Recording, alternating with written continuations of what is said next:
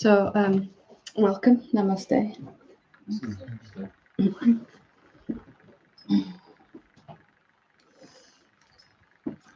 So, as you know, this satsang tends to be, or hopefully, as you know, this satsang tends to be more informal. But I would ask if someone's asking a question, not to interrupt or to try to add to that, because you might disturb what that person is going to get from that question and the answer.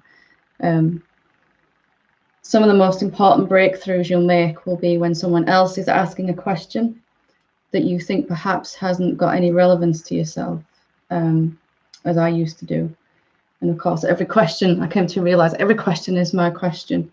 Every answer was my answer, you know, so don't miss a second, because that second that you are off somewhere thinking will be where that little nugget that you really need. Do you want to sit there, Gary? You'll be able to see easy. I'm all right, yeah. I'm all right, yeah. It's fine. No worries. So I want to talk just briefly, and then I'll leave some time for questions.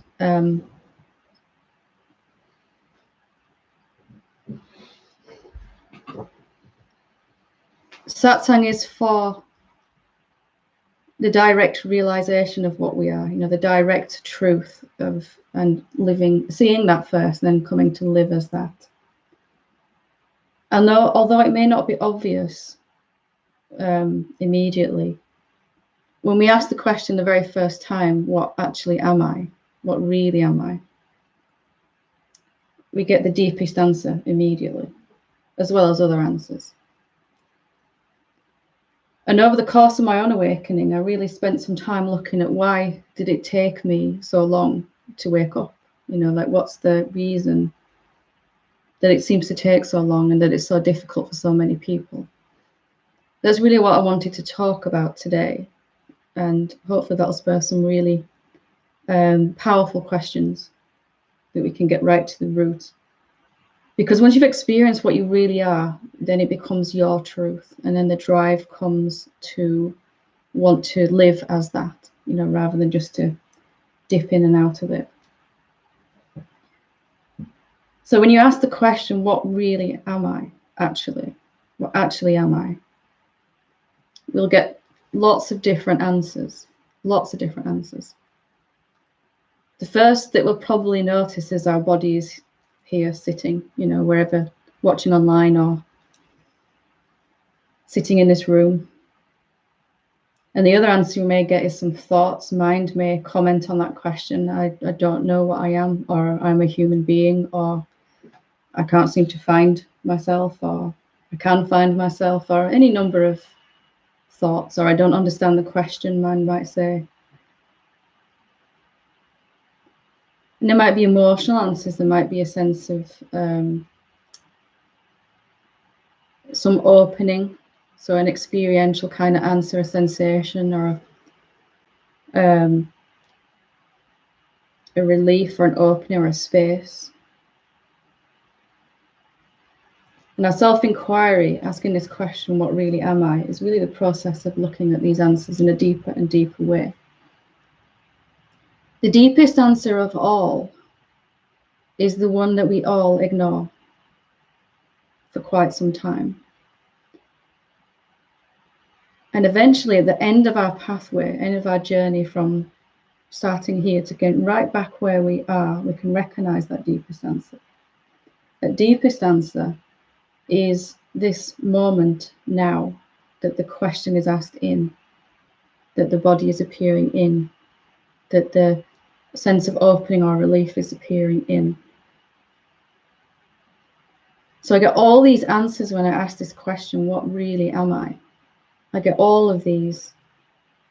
But if you notice from your own journey, we tend to completely ignore this moment. In fact, it may seem even strange to say that that's an answer to that question, because it's just here, it's just what is, isn't it, this moment. We can shortcut this process really by recognizing that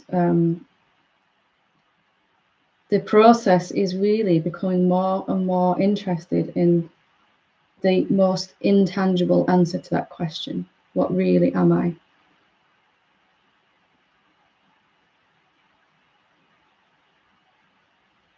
And there's nothing wrong with the thought answers and the emotional answers and the sensations, but they're all phenomena, aren't they? The mind answers the question, or when emotions arise in answer to that question, they're all coming and going. The only permanent answer is this moment that the question arises in. So if you can begin to include that as the only, firstly, is important, but also the only answer that's always there. In fact, this answer is there before we even ask that question. What really am I? This moment is existing, this nowness, this here-ness, the space in which the body and the question appears. It's continuous and it's always there, isn't it? Wherever you are, there's this space, this moment. So why do we disregard that? Why does it take us so long to see it? And then why does it take us so long to value that above all the changing and coming and going answers that happen inside that moment? It's because that you is intangible. You can't grasp this now moment with your hands. You can't smell it. You can't taste it. You can't touch it. It doesn't feel like anything. It doesn't look like anything. Well, it looks like this, doesn't it, currently?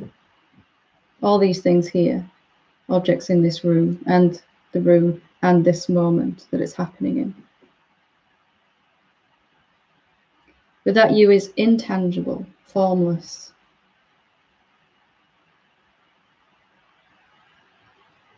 So if you can really begin to question why we disregard this answer, why does it take us so much human suffering to begin to really want to find the only permanent answer to that question?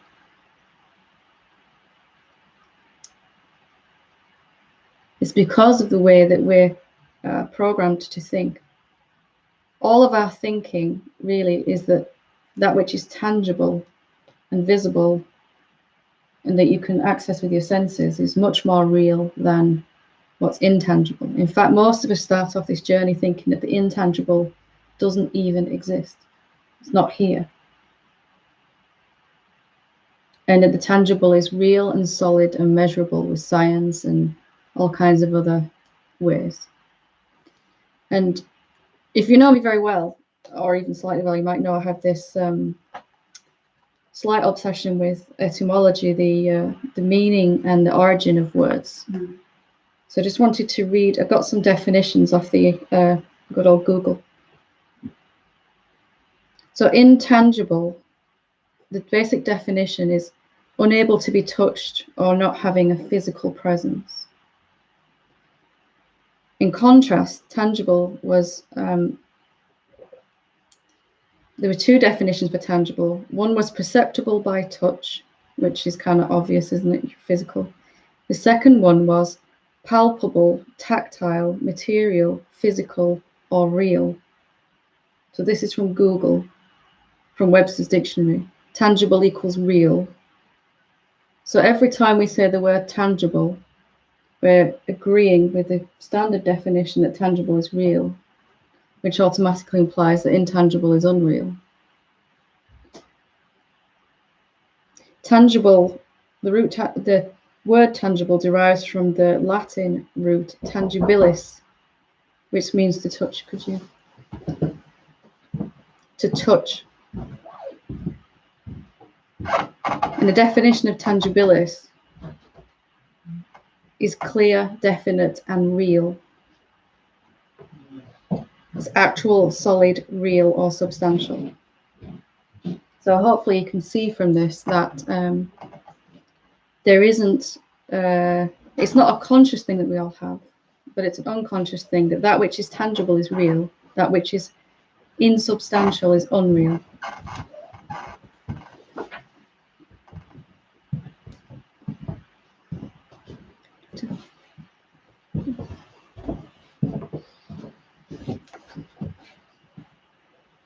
And I also had a look at the word substantial. Substantial, you know, as in substance, derives from the root of the word substance. Substance defines as real and tangible rather than imaginary. So again, our classic definition of substantial means not imagined, that anything insubstantial is imagined. Insubstantial is defined as not having a physical existence. Substance derives from the Latin word substantia. Now, I found this really interesting because the root of the word substance, substantia in Latin, means being or essence. So if we dig a little deeper, even the answer is there in the words that we use. So I don't want to, I know not everyone's fascinated with it as I am, but hopefully that goes some way to describe and to show how we are all kind of programmed in our speech and our language to value that which is palpable and physical. And even ironically, before I started this journey, I was a scientist, and I didn't believe that anything I couldn't measure with science existed. But there was nothing, which is quite funny now. There's nothing else outside of that. So you can begin to see that your whole pathway is to turn this on its head. So that eventually you come to value most that which you can't grasp, that which you can't touch. And that's the only thing that's ultimately real. All phenomena are coming and going, appearances in this formless, intangible, insubstantial self. Even the word insubstantial, it has this vibrational meaning to it, doesn't it, of unreliable. Insubstantial, it's not important, it's insubstantial. I can just, So if you want to shortcut this process, begin to value that which is beyond the senses, or even come to see that what you're seeing with your senses is that insubstantialness appearing a certain way.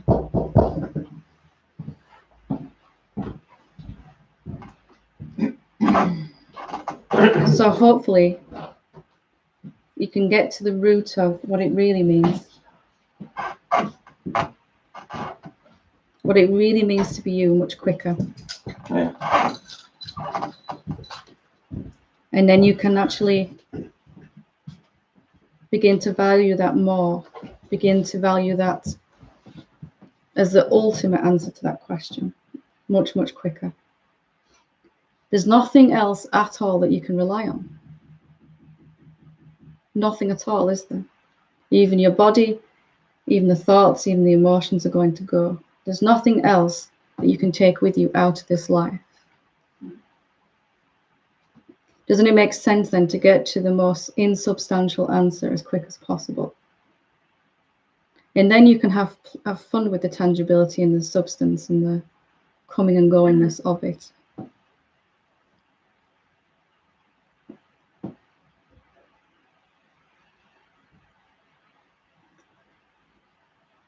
Okay, so if anyone would like to ask a question about that, yeah. Let's just sit over here so we can. She's got a notebook again. It's not directly related to what you're saying, but it is, because everything is. Yeah. This came to me at 2 a.m. So my question was, and I guess it is that insubstantial thing that we're talking about. How can I explore and realise the link between the small self and the self in terms of self-love and letting go of trauma and attachment in order to evolve that life from the self that I've seen? Evolve. What was that last bit? Evolve. The life that I've from the self that I've seen, that I know is there. So are you asking how to get rid of that trauma? No. What I'm asking is about sort of making the link between the small self and the self-love and the big self and the big love. There isn't a link. It's all one thing, isn't it? Yeah, so there can't be. The truest way is to live as that big self, as you put it, and that automatically knows then how to process that trauma. after you've come to see that larger self, the self, is the only thing that's real, then it's much easier to let go of that, which we've come to realize is more of an imagined identity that we had. That everything I thought that happened to me as a person never actually really did. Yeah, so it's that insubstantial, substantial thing, isn't it? First, we have to go right back into the insubstantial self and establish ourselves as that. And then that will reveal to us that the substantial self is also this insubstantialness. Yeah. And there only ever was the formless self. It becomes the realization that deepens. As we progress and deepen that realization, then that will have this effect of washing clean everything that we're holding on to from that old imaginary self. Because how it looks from being the self coming to how it looked as an ego, as a separate being, is very much different. And you can come to see that everything I imagined I was going through as a separate being never actually happened. It's quite a shocking revelation. But it also feels so real. It does from that perspective. And it will always seem real from that perspective. And it will also always seem real that we have to deal with that trauma, or find a way to express it, or find a way to get over it, or work our way through it. And I'm not negating any of that. But if we can do that from the real place of being firmly established as what we actually really always have been, then we'll have much more power, clarity, and love. There'll be a constant expression of love for everything in existence, most of all for our own, the bit that we all ignore about the fact that we're everywhere all the time, which is how I think and feel here. Get resolved, get washed clean with that. So first we have to kind of, it seems like a step back and an ignoring of all of that we've collected as an egoic being that thought we were trying to, move through our life. In that fullest realization, that will get washed away. It'll get clearer and clearer that none of that was ever really so. It's just how it looked when I thought I was just in one corner of time and space, in one body only. It looked like there was all these other beings that I was interacting with, and some of them treated me well, some of them didn't. Sometimes I treated myself well, sometimes I didn't. But as it deepens, that you were never just there, ever. That's going to have a profound effect, a very healing, very cleansing effect. If you ask the question, how do I deal with this? Do I, deal with this stuff and then become the self? That's a very long, drawn out path that I tried and never quite got there. No, I know. I can feel it. Yeah. Like I know deep down, right there in that core, what I am. Yeah. But it seems like things are being shown to me. When I hit that epiphany in Scarborough, and it was all revealed. Yeah. There was some other stuff that in my mind had forgotten. Yeah. That is now presenting. It all comes back into the light because from knowing what you really are, you can then look at this stuff and just if I think I'm just a separate being and I'm trying to let go and process my stuff, I'll find it very difficult because it really feels like it's happened to me. Yeah. It really feels real. Yeah. It really feels like if I'm letting go of my beliefs and my assumptions and desires, I'm letting go of me is what it feels like. Yeah. And it's really impossible to do, or very difficult. Yeah. But if I've seen actually what I really am is something much bigger than that, and that idea I had of myself is contained inside that, then it's so much easier to. The self will always know what to do when any emotion arises. It will just allow it, or any memories or anything, it'll just allow it completely to arise, and then it can dissolve in that light, that clear, powerful seeing. So a question I found really useful was, how does my real self want to deal with this? Yeah. And I just stepped back metaphorically, and it became clearer and clearer that question was coming from my ego even. Yeah. That the self just is, and it doesn't have any opinion about what should or shouldn't be in this moment. Most of us are, this old stuff should go, you know, all my egoic stuff should just disappear because it's not part of my real self. But the self isn't actually saying that. I'm realizing now, Yeah. what you're saying. Something I said to somebody was, this, all of this is what makes me who I am. And it really doesn't. Yeah. That's quite that's blowing my mind right now. It really is. And it takes a couple of times to sort of look at it, but if you're willing to embrace that, it's a shock, but if you're willing to embrace that, you realize there isn't anything for you to let go of. No. It's like waking up out of a dream of being someone. Just like at night time, if you dreamt you got on a train, went to France, spent way too much money walking around Paris, and you know, and then got lost, couldn't find your way back, you know, and then you're starting to panic, I'm going to miss my train, and then you wake up out of that, it's like, well, that wasn't real at all, and you don't need to find your way back to, you don't like phone up the train station and say, I'm sorry, I'm going to miss my train, do you? It's just not real. Wow. So if you stay in that real place, that true place, it will wash away compassionately and lovingly all of that stuff we thought we had to let go of. Will seem to be just how it looked when you thought you were only that mind and body. Seemed very, very real, very real. So real because the self is real, it's reality, and it believes completely that it's only there. It really experiences that as true. And then it accumulates this history and all this stuff that's gone on. Yeah. When it sees, what, I just was never actually that. Yeah. It begins to wash all that away. Yeah.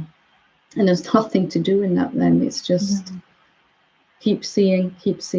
Whatever it becomes moves from a sense of I am this formless reality, and it deepens into I've always been this, never been just a someone, never. And then the sense of being divided, ego and self, or little self and big self, will disappear. Yeah. You know, and there's just you left then. Yeah. Like when you're not thinking at all, there's just you, isn't there? There's nothing else that you need to. You know, the last little bit of that dream is, how do I establish myself as the self? Yes. Which is coming from a separate place. We all do that for a good long while. Yeah. I mean that, I think. Just keep going back to that real place, experiencing it, being it, be it. And in that being, consciously, because you've always been it, but unconsciously, everything's getting washed away. Sometimes something might come up that you have to put a little bit more attention on. Yeah. Or, you know, allow some space for, but it'll unravel itself. Yeah. Well, it is doing. Yeah. Because there's stuff from 42 years ago that's coming up. Yeah. So I feel reassured that although this is it's smashing everything. Yeah. It's so it can start again. Yeah. Almost. It is like I don't want to sound all religious, but it is like a rebirth in a way. Yeah, that's what it feels because it's like, wow, none of that was ever actually so. Yeah.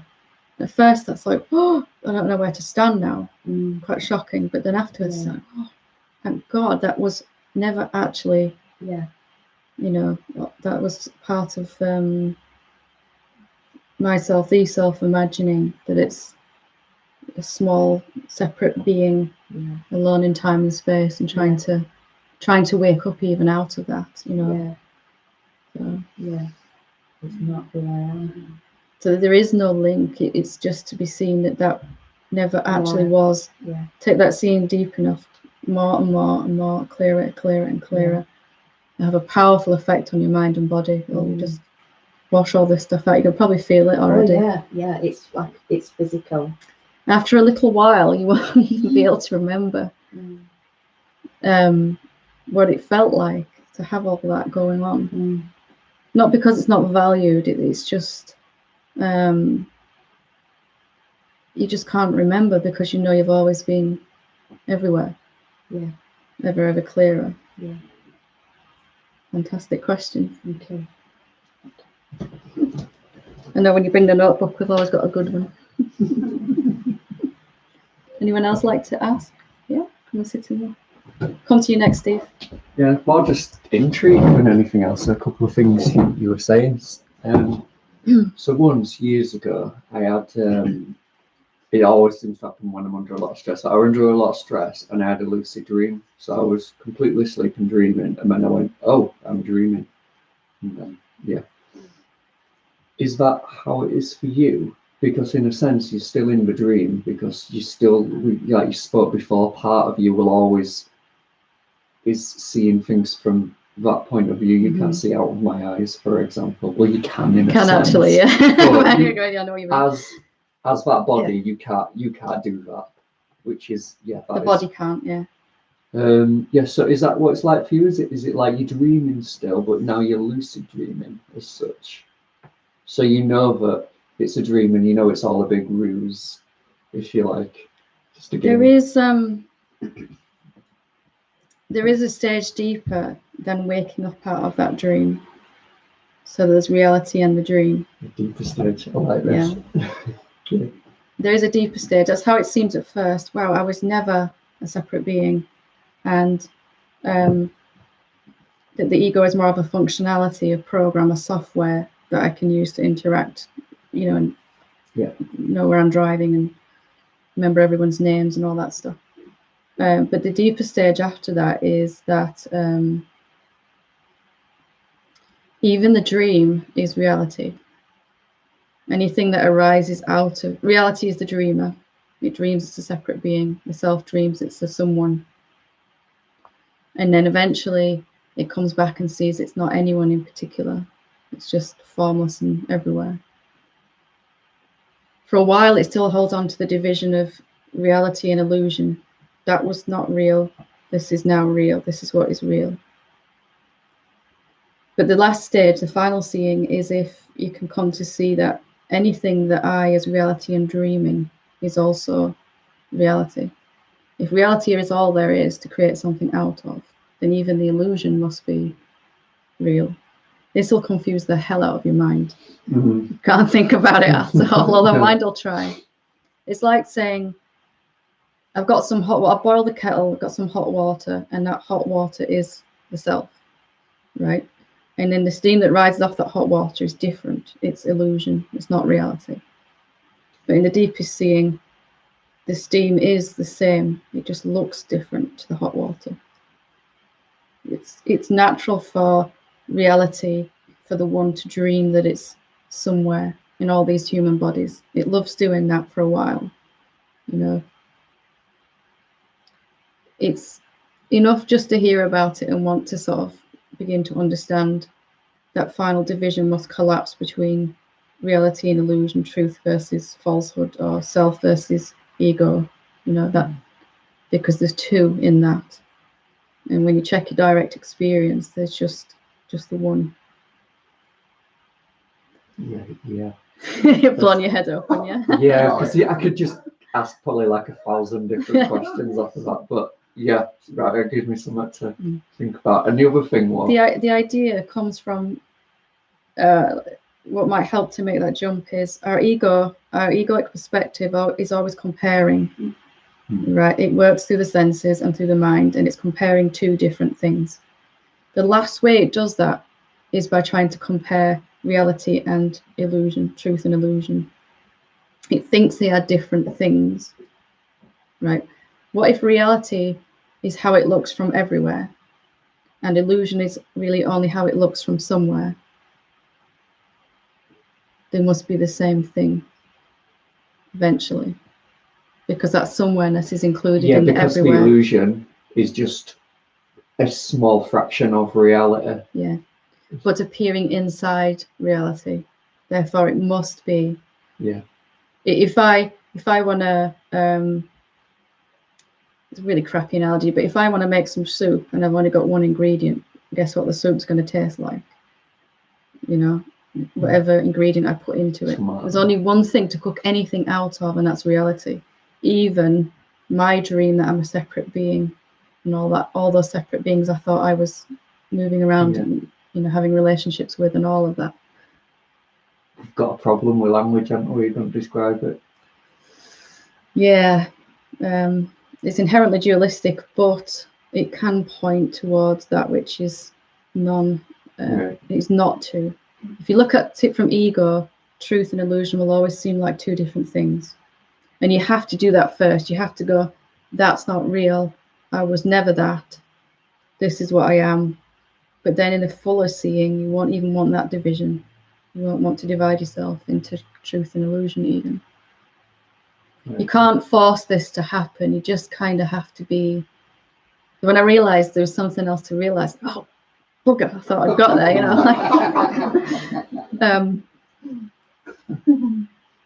you just have to kind of flirt around it a bit and go, I'd like that to open up inside me. If you grasp for it at all with your mind, it'll.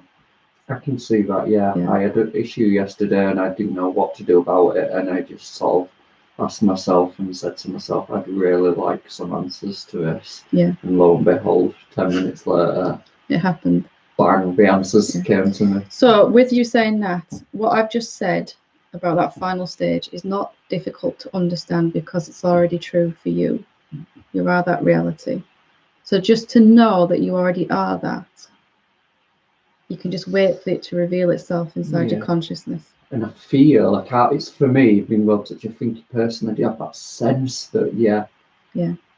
So this is the root of all the resistance to the process, because until we realize that these are both the same, illusion is the same, truth, reality, formlessness is looking from everywhere all the time. Illusion is I'm looking from somewhere, but that somewhere is inside this greater truth, must be the same. Then you can progress with this deeper final realization without fear of losing anything. We all fear we're going to have to lose our somewhereness, our someoneness. That's why we resist it so much. But I like going shopping with so-and-so and, having a cuppa and doing this, and I like all that stuff, that's never going to go. I feel like I'm getting to the stage where I've got a precious ego, but it's getting slightly less precious and a bit more like throwaway. It becomes a functionality, a software program, which is really all it ever was for the survival of the body and the mind, and the evolution of that. Don't believe, I really don't know where this myth came from that you have to smash it, annihilate it. The annihilation that the word nirvana means is the annihilation of the belief, only one thought, that they are two different things, ego and self, form and formless, truth and illusion. Any ability to believe that anymore is annihilated in the final seeing. That's all it means. So much fear. Could you say that again? Sorry, my brain does that when you say something really goes, important. Don't listen, The word nirvana, the old Buddhist thing, it literally translates to annihilation. When I first heard that, I was like, oh God, I really want this, but do I actually?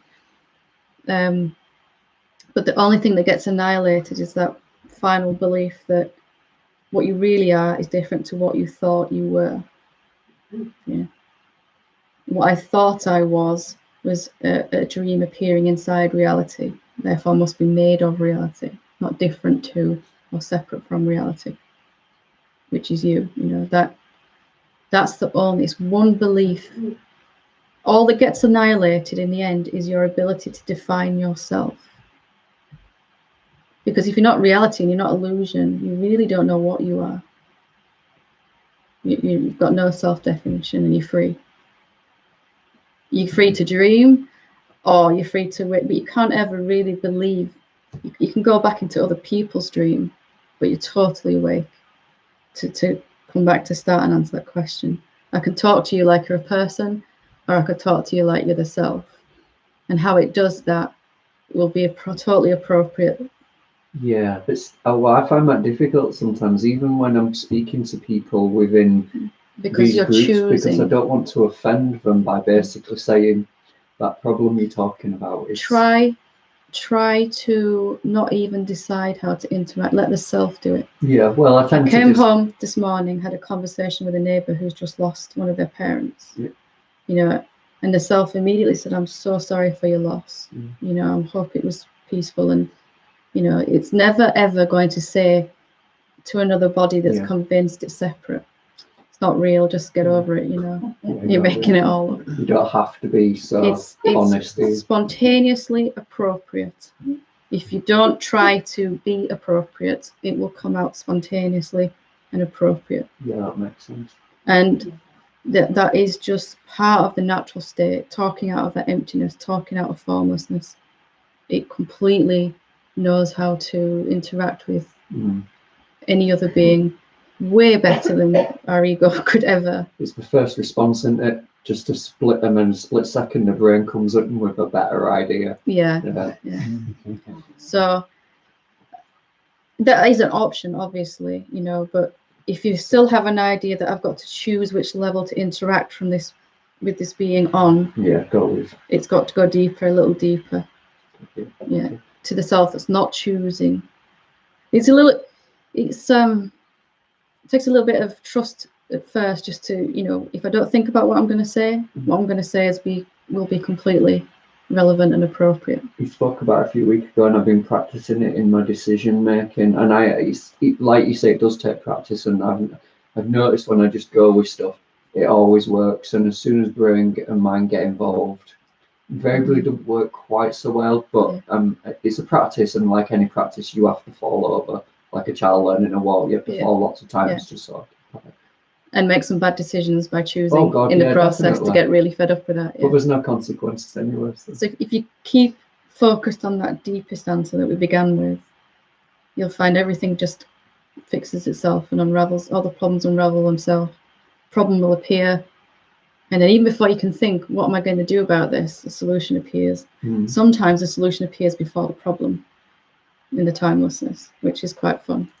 I like that. Okay, thank you. But just one little thing I just wanted to mention as an aside. You spoke about like how you're fascinated with language and how it's made up, and you mentioned something to do with rebirth, Karen. And I like that, because I whereas you like language, I'm not religious, but I like the messages, because I think they all point to this. Yeah, and every religion has described this. Every original. That's what I've always thought. Yeah, every Christ wasn't a Christian, Buddha wasn't a Buddhist, you know, and all that's come after, and they were all pointing to the same essential truth, weren't they? That has been, I'm trying to think of a polite word, conceptualized and watered down by an ego that's trying to understand what that awakened being was saying, and you know, it becomes. And I love that, because it means it doesn't disclude like religious people, then, which is what 50% of the world's population, probably more. It's totally not against any philosophical, any spiritual pathway, any religious. All of that is contained inside reality, and whatever's appropriate for each being along the way is appropriate. Okay, thank you. Good question.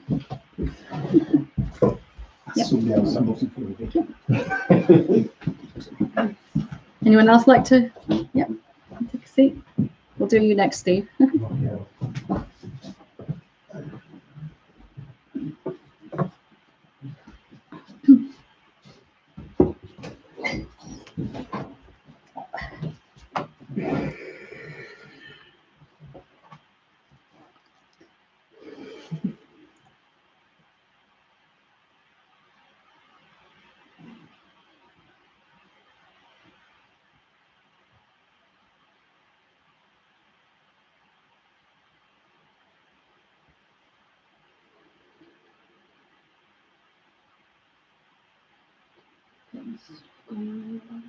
What can you feel?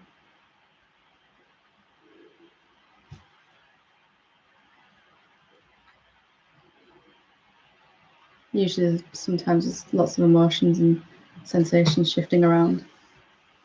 Emotional earlier on when you said, I can't remember what you said, resonated. It feels like, I don't know, the word is coming as electrolytes or something going on. Some energy, some higher. Sitting in, kind of sitting in your energy field. So I'll call it a sword, because I need to give it a name. Yeah, it's fine. So if I'm that, which I've at some level known for a long time, why am I engaging in that other stuff? What do you mean by other stuff? Why, when thought clouds come, am I engaging in that? It's the way reality is. It wants to understand itself at every form it appears in, whether it's from the smallest atom to an amoeba and eventually a human being. It's on a journey, in the forms at least, it's in a journey to want to understand itself, become more and more self-aware. So a cat is more self-aware than an amoeba, and a human being is much more self-aware than a cat, you know. So with a human being, with a human body, it's got the ability to think about itself, to think, you know, to ask the deeper questions like, where did I come from? What really am I? It's nonsense what I'm listening to. The downside of that ability is it also has the ability to get lost, to dream, to really come to, first it was just formless and everywhere, and then suddenly your body appears and the self goes, oh, this is what I am. And it starts to learn to, you know, this is my body. And then we move into adolescence, then we start to realize this is my mind, and our psychological sense of self is, you know, what I like, what I don't like, what my goals are, my dreams, but all that gets added on to what I think I am. So a 2 or 3 year old, you can see that they wave at themselves in the mirror because they say, this is me. And teenagers, there's a whole other area, but you know, they've got this very much more well-established sense of who they are psychologically as well. So the self, in order to become self-aware and perceive itself, you know, to experience life as a human being, it's got to believe that it's only this mind and body for a while. So that's the only way that it can experience being a separate being, and then turn that around eventually, when it's had enough of thinking it's separate, to come back to the real self, which is everywhere all the time, formlessness that we all are. There's quite a long time in between the first time it picks up a human body and then when it finally is in a body and is able to have that realization, but I'm not a separate being, I never was. In between that, there seems to be many, many lifetimes in evolution and becoming more and more loving, caring and compassionate, and eventually realizing the self, realizing enlightenment or awakening. In between that, there's lots of thoughts about how it seems to, as you are as a separate being. So it seems like you're only this body and mind. It seems like there's lots of other beings around you, and as a separate being, life doesn't really go our way very often. So there's lots of things accumulated along the way, that experiences that we've had, you know, with this body and mind. How do you stop there? It feels like there's me and then there's a cloud of nonsense, which has nothing to do with me. Go deeper into the real you. Keep going deeper. The tendency we all have is to try and get rid of that cloud. Okay. But you can't really do that, and it's really pointless to try. You can actually ask the question, does that apply to the real me? Is it even really bothered? If what I am is more like the space in this room, is that space in this room, you know, completely formless and intangible as we started with, is that space in the room bothered by what thoughts are appearing in all these brains in this room? Not at all. It's like this guy saying, you know, I'm really, really fed up of all these clouds appearing. I wish they'd just go away, you know. I can't really be the sky until there's no clouds. You know, it's just nonsensical. So if you look deeper, you keep asking that question, what really am I? So the operating, you talked about it earlier on, the operating system. So at what level does the operating system change the dialogue? So you've got your sub-personalities, you've got the ego. At what point does the operating system change the dialogue that's happening, and also be in a position to, for example, no matter what's happening, my personal experience, and I know other people, the energy goes to certain parts of the body which then can create the pain body, or like aches, pains, which is where energy is kind of stuck in a particular area. All the effects of believing I'm a separate being are stored in the body, sometimes very, very physically, sometimes emotionally, sometimes mentally, sometimes all of the above, sometimes even financially, in our relationships, everywhere. And as you come to see clearer and clearer that you've always been this formless reality, through self-inquiry, through asking the question, what really am I? And learning to kind of discard the phenomenal answers, not because they're wrong, but they're not going to give you that lasting peace, that lasting realization. Then in becoming established in the final answer that we talked about, the insubstantial answer, that will rewrite and rewire how you think and feel about yourself completely.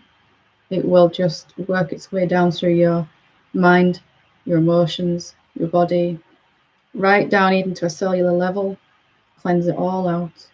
And then it'll continue, if you allow it, to go out into your finances, into your relationships, into your job.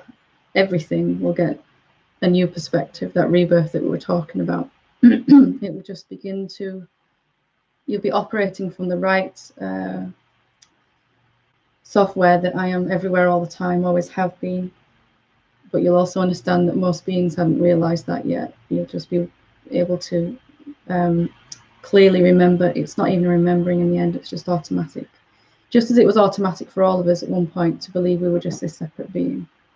That was just normal and obvious and we didn't think about it. Then it becomes the same to realize you are that reality. And that'll have a profound effect, even on your DNA, even on your cells, everywhere.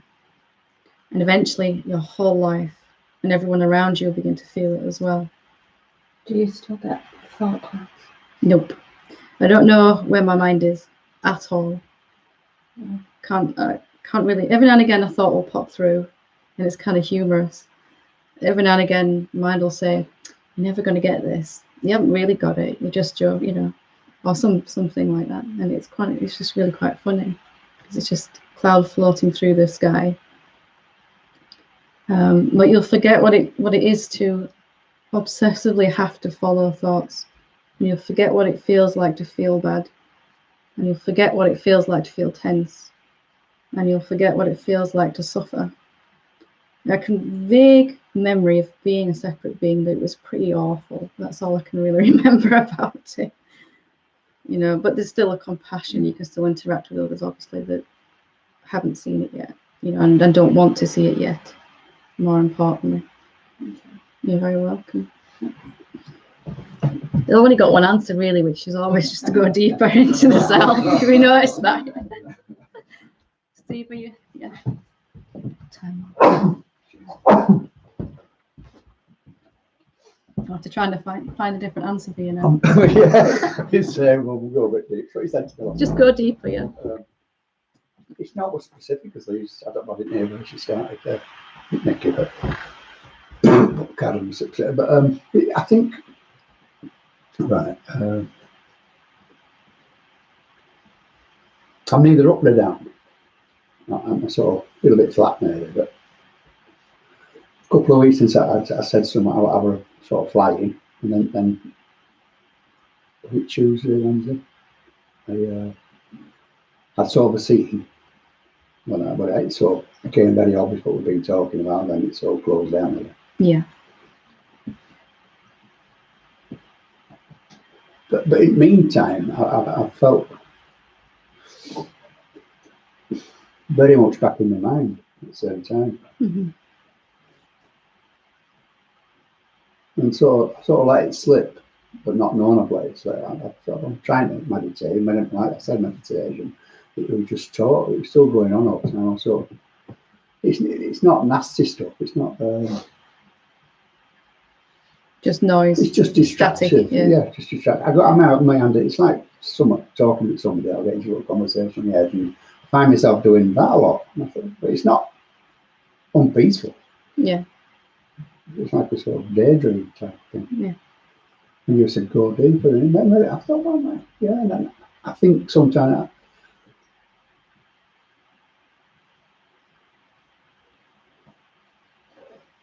I don't got another, but I think I want to touch base again. Yeah. It's going back to silence, back to self-inquiry, back to, and it just take it. I thought I've been missing this somehow, and it took me off, unbeknownst to myself. Although I'm not back to that, not back to just a normal person. I know that you can never go back to that. Can you? You've gone deep. Like no man's land. Yeah. Neither one nor other. And is there a question? Is there a question?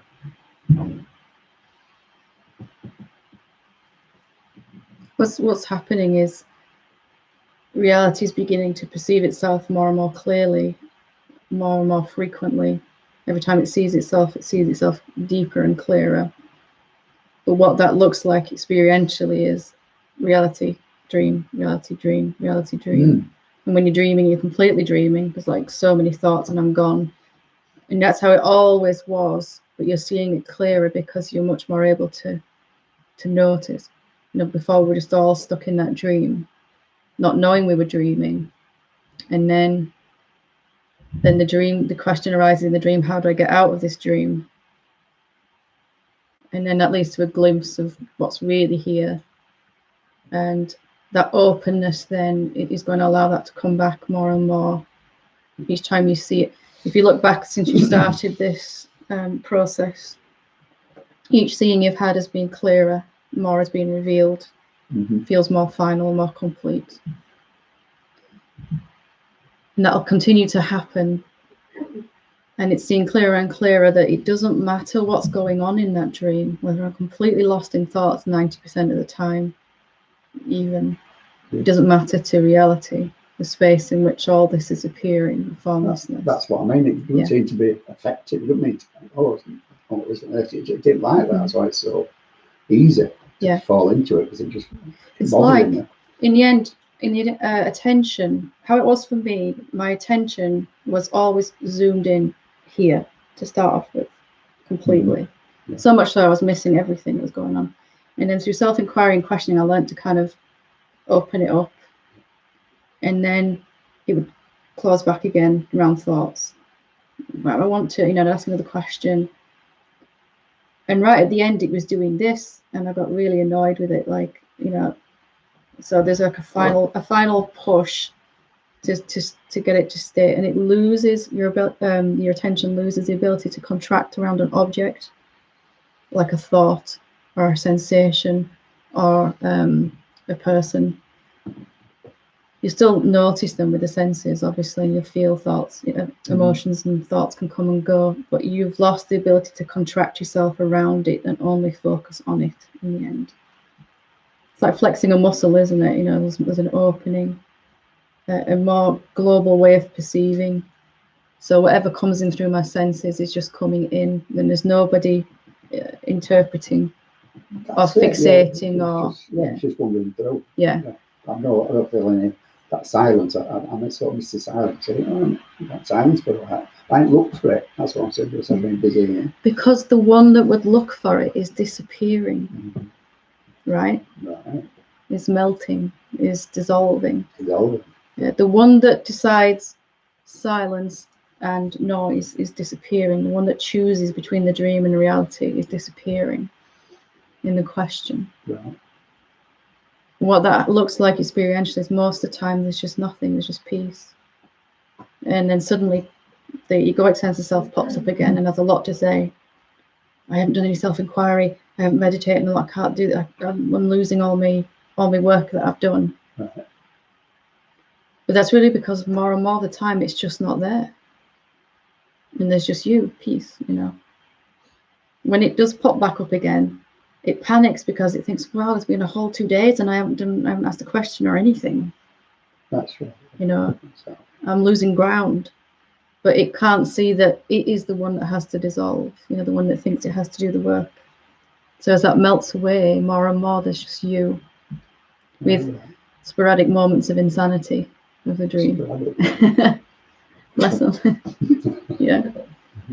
But the one that's saying that's better and that's worse, this one needs to go. That's the I that has to go. And this one needs to stay. Yeah. That's the one that's dissolving, the one that's trying to choose.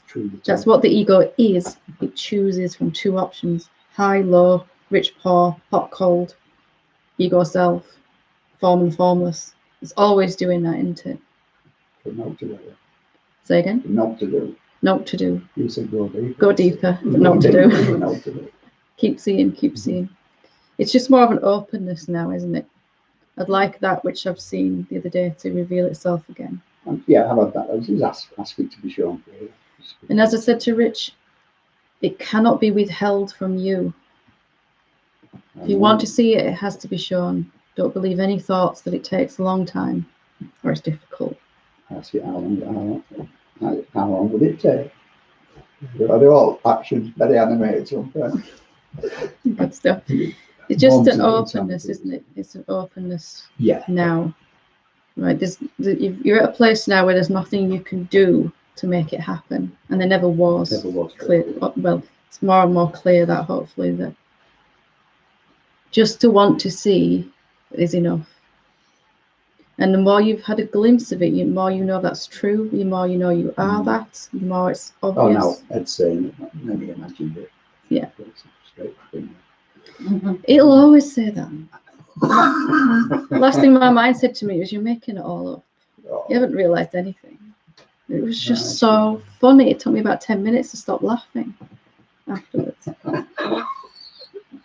It's like one of those quaint old little friends that comes to visit, you know, like what they call it, eccentric, when someone's slightly crazy, but we will call it a posher name, eccentric. Here's my eccentric friend of the mind. Come and sit down and have a cup of tea. What have you got to say to me? You're not good enough. You're really not worth it. You're never going to get it. Right, thanks for coming. Is that the time? See you later. Off it pops again for a couple of months, you know. Less and less is it relevant, really, because from its perspective, you know, it'll have a lot to say and it'll seem true from mine's perspective. Yeah, I think that's good. Yeah. It's all nonsense, isn't it? Yeah, but you believe in it. Yeah. Lovely. Yep, that's it. Just on the hot seat. It's kind of hot today, isn't it? It is. Just over this last 2 weeks, obviously been around this a lot for a long time. I always thought, I've got it now, and always gone back into coming in and out of everything. But this last 2 weeks, it's just like there's no interest at all in the consciousness, no interest in the mind at all whatsoever. I don't even know if there's thoughts there because it's just not going there at all. Isn't it nice? It's beautiful. And so if I have a conversation, it's so pleasant. Like I go outside, everything's in 3D. It's like all my awareness upstairs, it's just going out there. And it's So you not can't shifting contract, back. like I was saying, It just you won't go can't there. contract It will not around go it, there at yeah, all. And there's no need to sort of search for anything, read anything or anything like that anymore. But it's also made me really disoriented. you can't remember words, I know that. Disoriented and rather sick. It sometimes feels sick and I'm not sleeping well at all. I'm waking up all the time. But it's like an energy that's trying to push out all the time. Yeah. Not in a bad way. Don't scare me or anything like that. It's just sorting through. That's what it feels like. Yeah. It feels like that's really sort of readjusting, recalibrating. It really is. It really is. It's waking me up like every 2 hours. Not in a bad way. It's just like, and I sort of understand what it is. Yeah. But it's not like normal to be so disoriented. It costs us. It is very normal, and it costs us so much energy to continue, because if you're everywhere all the time, formless reality, to keep contracting around a thought and excluding everything else in reality, which is what we're all doing. We're sort of all obsessed up here, aren't we? Addicted to thoughts. It costs so much energy for that which is looking from everywhere all the time to believe it's only looking at one thing, a thought or an emotion or a belief. That when that stops happening, it's like you're shaking this bottle of fizzy pop. That's what it's like. For years and years and years. Take the top off, boom, you know. The best thing you can do is take as much time as you can to just let that happen. And if you're in a public place and you can't let that happen, you can suppress it consciously. You don't have to just be wailing all the way around Tesco's, you know. The disorientation is because everything that's motivated us has been from the viewpoint of being separate, someone who thinks they've got it, who thinks they've seen it. All of that is the final stage of the dream. I've realized the self is the last bit of that dream. It's almost like being reborn. It's like It's completely different. Yeah. So it's like being a baby again and like looking around. Yeah. So a question can help to orient you and speed this transition. You're learning how to function as the self rather than a self. So what does the self want to do? What does the self feel like doing? What wants to happen spontaneously in this moment? All those are questions that will allow the natural, your natural sleep patterns, your natural dietary requirements, all of that will begin to reset itself back to factory standard. You know, and how does the energy want to move? Whichever question really grabs you, and then you're not in that openness, that question, whatever wants to happen will happen. There is a switch over from remembering facts. Like if you come in today and as a person I'd have to think, I can't remember your name, what's your name? And I'd think and think and think, and then I'd remember your name and I'd have the sense that I've remembered. After the shift has happened, there's more of, I don't know your name, and then I wait for your name, and then your name appears, rather than a remembering and a holding on to everything. That can be a little bit of a strange transition. You know, you're driving a car, and you come up to a junction, there's a left or a right, and you can't remember as you're driving up which way you're supposed to go, right? It's a bit like, oh, let's see what's going to happen. So if in that, just allowing that in the awareness, your body will just turn left. Or sometimes you're sure you've got to go left and it turns right because there's massive roadworks up there that you didn't know about, but your body somehow did, you know, and turned right and went around the other way. So if you can recognize everything will come spontaneously, what you need to know will arise in that space of not knowing anything. And that's how the natural state functions spontaneously. It's almost like as well you lose a bit of who you are, so there's that disorientation to be whoever you thought you were before, it's just not there anymore, and that's quite something. And not in a bad way either. It's quite. It's very strange. I'm quite calm with it all. It's very strange. It's different. Yeah. I'm like walking around. It's just like. Even though that's never been real, and this has always been real, it's like, well, this is a bit different. Reality is a bit different. It's just different. You're looking around, it's just totally different, but in a good way as well. Yeah, it helps to talk about it and to just know that all this stuff that's been trapped, everything we've believed about being a separate being has caused a mental, emotional, physical constriction within the energy, a lack of flowing of energy. And that when you've seen what you've seen, the first thing that's going to happen is energy is going to rush where it couldn't before and push through those blocks, you know. So if you just stay as that self, that empty consciousness, all that'll just happen inside you. That's what it feels like, that energy that kept that ego, it's constructed together and everything just stops. Yeah, the motivation to hold it together is not there anymore. Yeah. It's like a pressure that's dumped, like it's just not there anymore. Yeah, and that'll be going on for a little while, and you'll learn to not even identify with that. That it's just going on as my body exactly knows, even when it feels like there's just too much energy going for me to cope with. Like it's pushing out of everywhere. Yeah. And there've been times where I was driving and I was sitting and thinking, my head's going to blow off. You know, I'm sure it is. That's where the pressure is. And that's what's working every 2 hours. So if you can apply the contemplation to this, am I the one that's going through this? Am I suffering with this? Even this, is this affecting me? And you'll just realize you're just the space in which the body is appearing, and all that's just going on spontaneously. Because the upside of what you've realized is beginning to feel so much more love, bliss, joy, ecstasy even. And you'd be driving, I just feel so good, you know. It was, you've been driving in today, it's just amazing. I can't even focus. It's just beautiful. Yeah, just don't believe the thoughts that you won't be able to drive or focus or function or interact. Mine says, you know, this is all well and good, but how are you going to go to work? How are you going to go food shopping? You know, when you remember what a £10 note looks like, you know. All that is just happening and always was, you know. I think because I've been so calm with emotions in the past, when we got to a lot of emotional stuff and everything like that, there's always a sense to just stay really calm with it and just let it all happen and reveal it. It might not look like that for a little while. Well, it might look like a blubbering mess for a little while. And if it does, then that's fine as well. So yeah. That's why I said, you know, if you're in the middle of somewhere and you can't let this emotion arise, it's different if you consciously say not now. With a, you know, if we're pushing emotions away and we don't know that we're doing it habitually, then that's not as good as it can be. It's all right to go, now is not the space to process. You know, if I break down and start crying hysterically in the middle of supermarket. You know, it's not going to be all that good. So I'll wait till I get home. Sometimes even I just went and sat in my car and let it happen. I went down yesterday for about 6 hours. It was all good, but just so much energy just coming through. And I just in a car, don't but believe relaxed with you've got to manage that process, and don't believe you can't cope with that process, and it'll be as smooth as anything.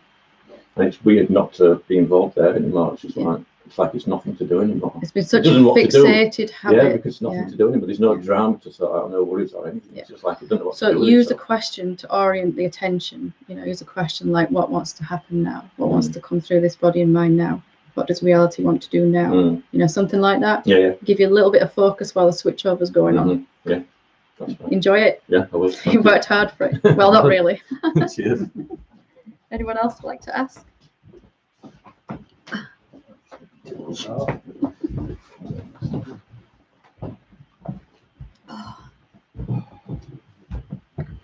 Hello. Hi. I think you've already answered the question. Go deeper. No.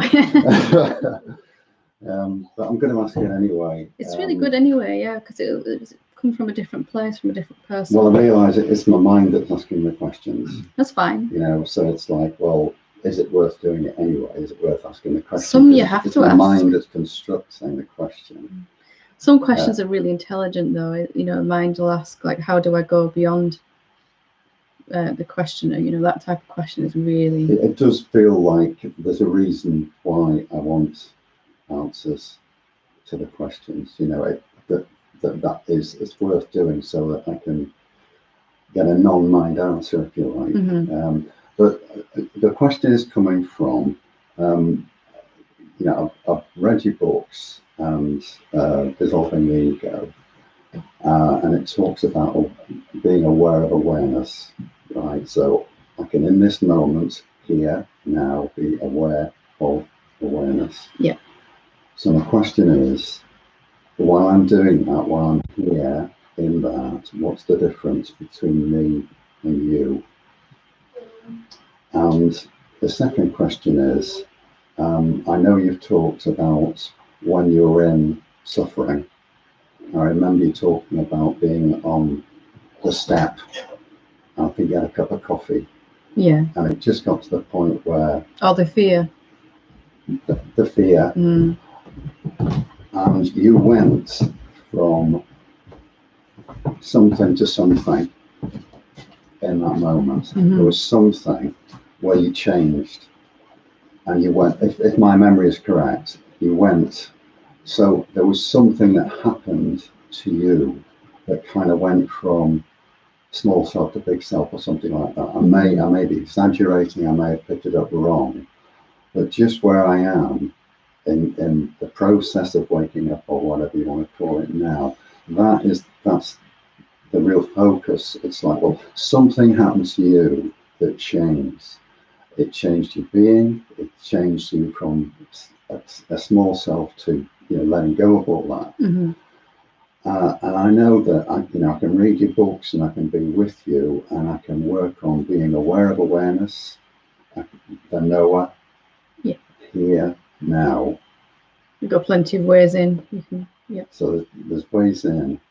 So my question is, what's the difference from where I am now as that, in awareness, doing what you're telling me, and where you are now? The difference is, it is really intelligent questions, really intelligent. Being aware of awareness, it still involves two things. Me that's aware of the greater awareness, you know, me that's tuning into the awareness, still involves this entity called me and the great awareness as I saw it at the time. And that's how it seems when you start to check in and recognize the awareness. It feels like I'm checking in and I'm noticing there's awareness. And the difference then is that as that gets deeper, it'll just suddenly be revealed in that awareness that there isn't a you looking at awareness, that awareness is looking at itself. You know, that will just get clearer and clearer. That every time I look for awareness, I'm already aware to look. The awareness is always here. Sometimes it's looking at thoughts at first. Sometimes it's looking at the sense of being a someone. Sometimes it kind of turns around and looks at the awareness, it looks at itself. It'll just become clearer and clearer that that's what's really going on. The difference is that sense of being someone perceiving the awareness, or tuning into the awareness, or recognizing awareness. These are all dualistic statements, you know, to me and the awareness.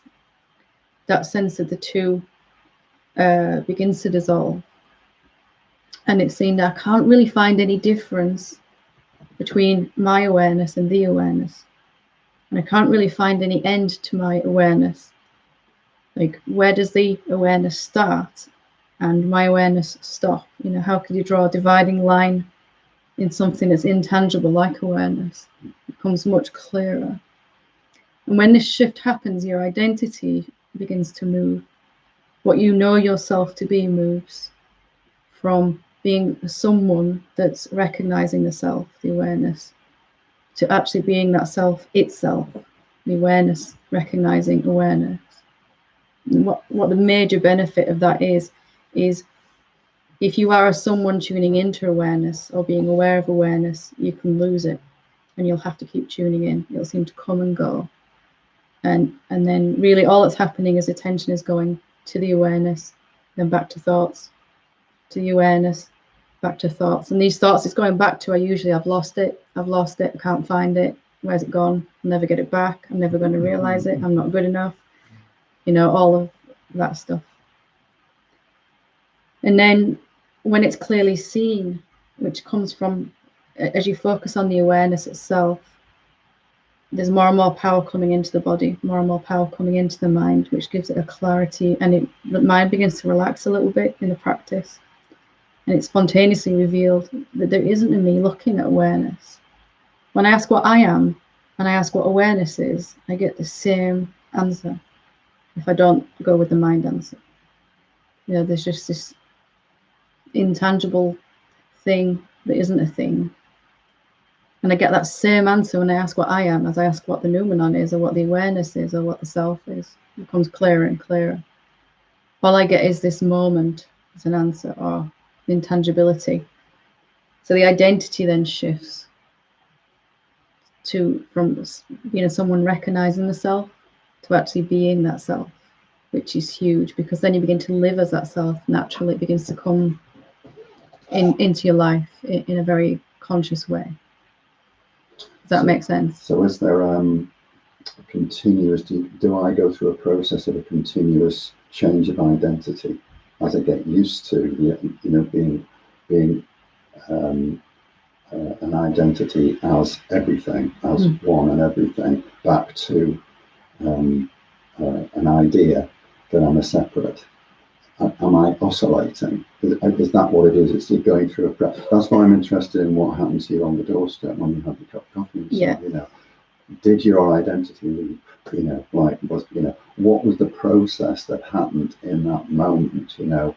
Were you leading all the way up to it with all the work that you've done, and then suddenly bingo, that was it. From then on, you just. There was a moment where any ability to believe the thought that I am a separate being, I just couldn't believe that thought anymore when it occurred. Leading up to that, not necessarily that I'm a separate being, but all the beliefs that come with that, which is I've got to get out of this dream, I've got to wake up, I've got to realize the self, I've got to find the awareness, I've got to understand, I've got to remember what I am, I've got to forget the old self. All of that is really what is troubling us at this stage of our journey. It's not I've got to buy a loaf of bread or anything like that, is it? It's the spiritual process itself that we're thinking about. And the ego grabs a hold of the separate self and makes an identity out of. I'm the one waking up. I'm the one tuning in to the awareness. And after you've sat in and as the awareness long enough, done the practice long enough, been interested consistently enough, at some point that thought will arise, I've got to remember what I am, or I've got to find the awareness. And there'll be no ability within you to contract around that thought, to believe that thought. The thought is just a thought, but when we believe it, it's only when we're putting all of our attention on it. So we all believe these thoughts to start off with, that we're the one that's got to do this journey, got to wake up, got to put the effort in. And that's how it seems. And then at some point there is this that same thought will arise, that same urge, the same sense of suffering will arise, you know, from feeling separate, and nothing within you can contract around it, meaning, you know, believe that to be true. It's just, at that point, it's just another thought that arises and another cloud in the sky, you know, that we just let it, you can't even let it pass, it just goes. There's nothing tangible about you to grab a hold of. So that's, to me, that sounds like a stage that I have to go through. In other words, I have to have that need for awakening because I know that I've been asleep. Mm-hmm. Now, before I got into awakening, it's like I didn't know I was asleep. Yeah. I was just asleep, which is what I see the world. You know, Yeah. when I turn the news on and so on, it's like the world Lots is of asleep. sleepiness, yep, and lots of nightmares, yeah. And so, you know, and it was at that time it was completely right that I was busy doing and identifying with the goals I needed to and you achieve. really believed, and it was completely true for you, that you were that separate being with all your goals, dreams, desires, wants and because I wishes. needed to completely buy into the idea I'm separate without realizing I'm separate. Yeah. But in order to then come out of that through awakening to become what is one and everything, I realized that. So effectively your answer is that the stage that I'm going through in the awakening, that need for awakening, that desire, the belief, in order to do that, I still have to believe that I'm separate. It's the last part, or the highest part of the dream, isn't it? I want to wake up, right? But if you can recognize at night time, and we're on the verge of something massive here, aren't we? Can you feel there's something big happening? If you're dreaming at night time, it might seem relevant in that dream that I want to wake up, I want to wake up. But once you've woken up, you don't have that sense anymore, I want to wake up, because none of that was real. You're just out of it in that moment. You're either dreaming or you're awake. When you're awake, nothing needs to be done about the dream. Even that sense, the last part of the dream is I'm the one contemplating, I'm the one self-inquiring, I'm the one meditating, I'm the one on a journey to wake up and realize the great self. And in the end, the great self realizes actually none of that. Forgetting who I was falling asleep and then remembering who I was waking up, that none of that was really me in the deepest realization. It was just all happening in front of me. And I thought while I was asleep that I had to make this great effort to wake up. And that's how it really seems. Because we really believed we were separate. You have to really put some effort in then to turn that around, it seems. The last scene, kind of what happened on that step that day was, it was just so painful then. So much fear, so painful to believe I had to find a way out of it. That something just kind of let go of that thought. I just don't want to, if I hold on to that thought, I've got to keep experiencing having to be the one that finds their way home, finds their way out of the suffering, out of the madness. And in the end, it was just, consciousness just lets go of being a someone completely, even a spiritual someone, even someone that's waking up, even someone that's woken up, even someone that's getting deeper as the self, even someone that's establishing them. I did all of that for a long time, and it's quite dull. In the end, it just doesn't, it's not interested in the becomingness anymore of it. It just wants to be and let the mind and body do the becoming. You know, it's not picking that up anymore, you know, to get a sense of it. It just steps back and says, I've just always been here. That's the only thing that's ever been true. Everything I thought was going on was just what I thought was going on. Even this glorious journey back to reality is not true from reality, which bakes your noodle when you think about it too much. All that happens by itself, just to stay interested in what you really are, will just unfold. And that letting go, that final moment that we're all seeking, it's happening more and more consistently. The only thing that changes is, you know, more and more clock time, we're just surrendered without even trying. More and more, we're just in the awareness as the awareness, which is effortless. at some point, accidentally, without trying, you'll forget how to be a someone. But you won't care about that at that point. You won't care because you'll be so clear that you are just the awareness that's never been doing anything. Even that final moment that we're all seeking as a seeker becomes meaningless in the end. It has to happen, but it's nothing to do with me by that point because my identity is firmly established as the awareness, as the noumenon. Can you see the difference?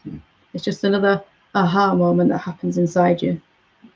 It's a nice one, but it's ironic at that point. It doesn't really mean anything to you. And if you can understand that, then it's well on its way. Well on its way. Lovely. Is that both questions? Yeah. Lovely. Thank you very much. Right, we shall leave it there. I think we've enough, yeah? Good. Thank you. Namaste.